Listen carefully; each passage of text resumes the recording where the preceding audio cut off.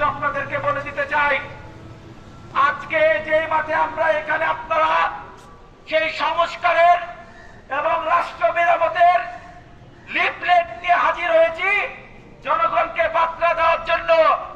এই মাঠে 2018 সালে 30 ডিসেম্বরের যে নির্বাচন হয়েছিল, মেয়র নির্বাচন, সেই নির্বাচনে ঠিক এই মাঠেই আমাদেরকে তুলে নিয়ে যাওয়ার চেষ্টা করেছিল সেই আওয়ামী লীগের সেই সন্ত্রাসী রাজীব মিরিস্তেক আহমেদ লিমন এবং আওয়ামী লীগের যুগ্ম সাধারণ সম্পাদক মুস্তাক আহমেদ সহ এই রাশিদ দত্ত, নাইম সহ সকলে।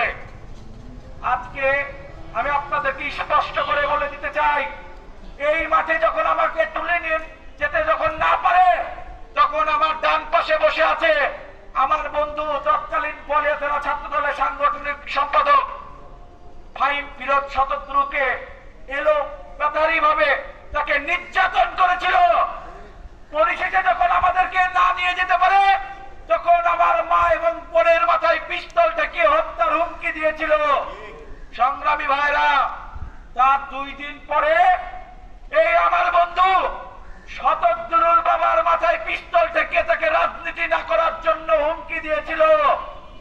সংগ্রামী ভাইরা, আমাদের নেতা জনাব তারেক রহমান বলেছেন যে আমিও নির্যাতনের শিকার হয়েছি, আমার ভাই ফ্যাসিস্ট খুনি হাসিনার দ্বারা নির্যাতনের শিকার হয়ে মৃত্যুবরণ করেছে।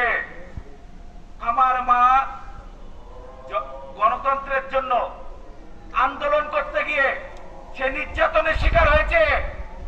তারপরেও সে বলেছে যে আমরা কোনো প্রতিহিংসা বশত হয়ে আমরা কারো উপর আক্রমণ করতে চাই না, আমরা প্রতিশোধ দিতে চাই। কিন্তু কি সেটা প্রতিশোধ? সেটা বলেছে 31 দফা বাস্তবায়নের মধ্য দিয়ে এসব অপকর্মের প্রতিশোধ নিতে চাই। এজন্য আমরা সকলেই ঐক্যবদ্ধভাবে আমরা 31 দফা জনগণের মাঝে পৌঁছে দিব। আমাদের মৌলিক যে 5টা আমাদের অধিকার রয়েছে, খাদ্য, বস্ত্র, চিকিৎসা, সকল কিছু, বাসস্থান, চিকিৎসা, সকল কিছুর মধ্যেই আমাদের এই 31 দফা সংস্কার এখানে আছে। আমরা সেটা জনগণকে বোঝাবো যে রাষ্ট্র ক্ষমতায় যদি রাষ্ট্র পরিচালনার দায়িত্ব পায় বিএনপি, তবে আমরা এটা বাস্তবায়ন করব। 31 দফার আলোকে রাষ্ট্র সংস্কার করবে।